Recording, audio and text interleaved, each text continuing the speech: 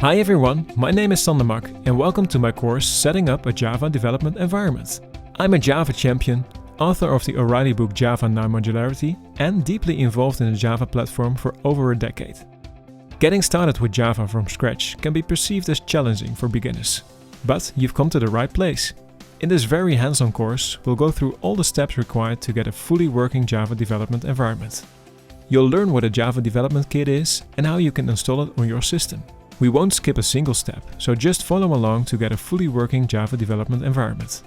Other topics that we're going to cover are using JDK tools like the Java compiler, using an IDE, because an integrated development environment can greatly improve your productivity, and packaging Java applications, because once you've created something, you want to share it beyond your development environment.